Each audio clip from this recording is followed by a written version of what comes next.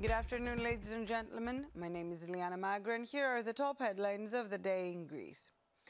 Prime Minister Kyriakos Mitsotakis presented the new personal citizen number during a ministerial meeting earlier today, emphasizing that citizens will soon have the option to use a single identification code for all their transactions with the public sector.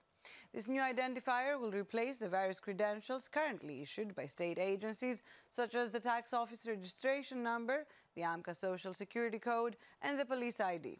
It will be unique and will not change throughout an individual's lifetime. Our ambition is that from now on, each citizen will only remember a single personal reference that they themselves participate in shaping, so that it is truly personal in order to facilitate their communication with the public sector, the Greek Premier said today.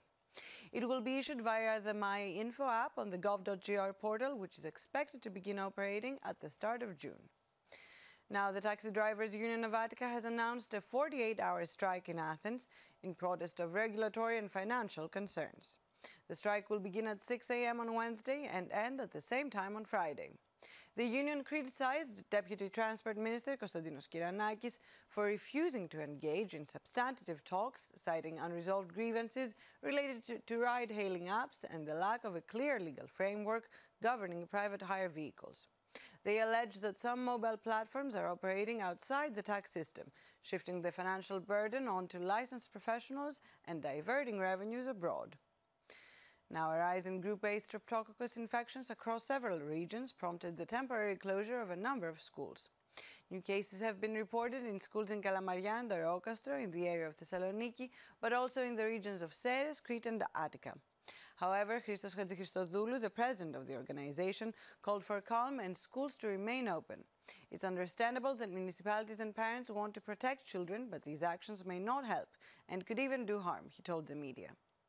In other news, a 50-year-old man has been arrested after allegedly murdering his 84-year-old mother in Haidari, a suburb in western Athens. Greek police said earlier today that the suspect himself reportedly called the police to confess to the crime. A knife believed to be the murder weapon was recovered at the scene, and the suspect was taken into custody. Police have launched an investigation into the circumstances surrounding the killing, the motive for which remains unclear. Finally, the United States Embassy in Athens, the U.S. Consulate General in Thessaloniki, and all U.S. government offices in Greece are closed today in observance of Memorial Day, a U.S. federal holiday honoring the brave women and men who have given their lives while serving in the United States Armed Forces. And that's all for today. Tune in again tomorrow for Greece's first English language news bulletin. And ladies and gentlemen, have a good afternoon.